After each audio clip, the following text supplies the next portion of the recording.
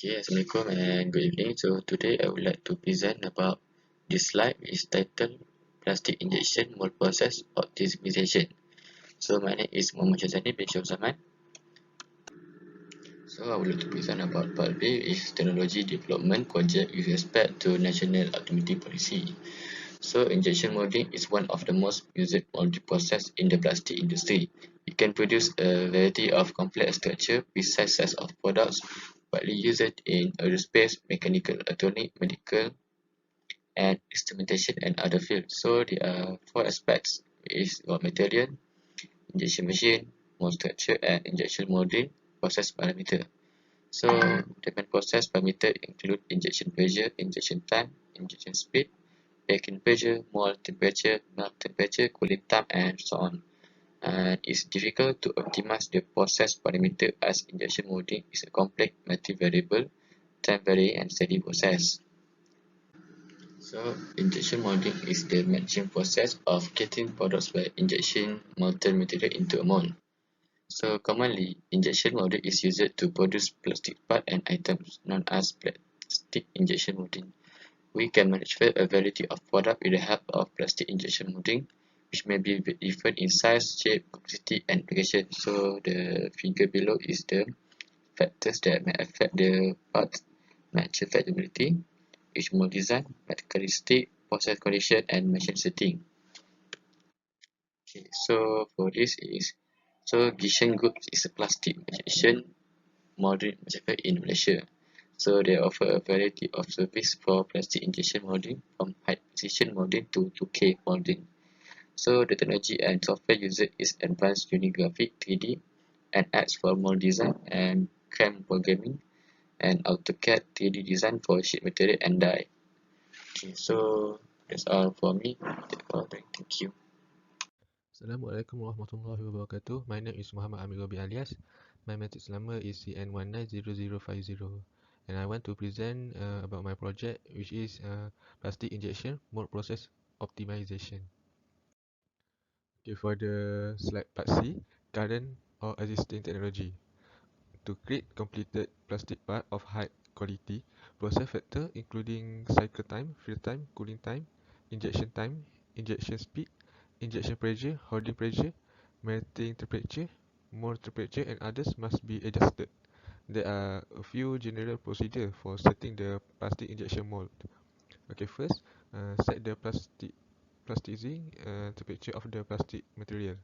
Because of the impact of bread pressure and the friction heat generated by turning off the screw, the actual melt temperature is typically greater than the specific temperature.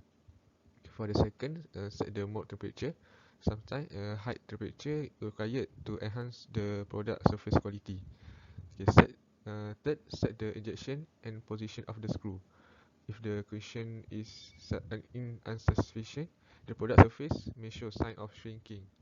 The length of cushion material is typically fixed at 5 to 10 mm.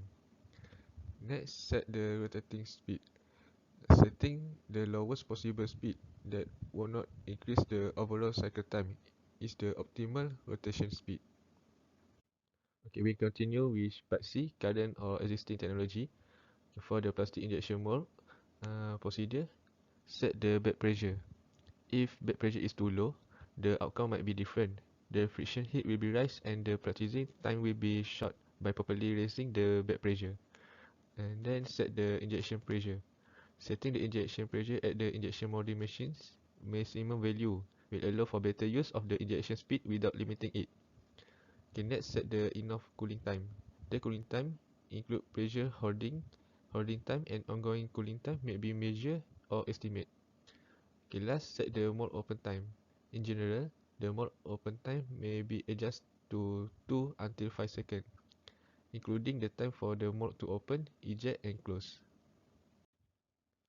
Okay, for the part D, implementation of project.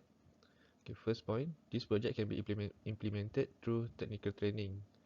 It is also highly beneficial to companies aiming to improve productivity and optimize their injection molding process. The training will concentrate on the optimization of the injection molding process using this knowledge. Then it provides an in-depth explanation of multi-stage injection control and important advice for reducing molding cycle time. Company Dreamcatcher is a 5-star training provider in Malaysia by the National Human Resources Centre to deliver quality technical course in plastic injection mold process optimization. Bismillahirrahmanirrahim. Assalamualaikum warahmatullahi wabarakatuh.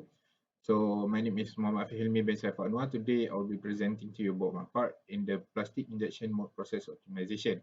So my part, which is the part E, about the environmental and sustainability of our project.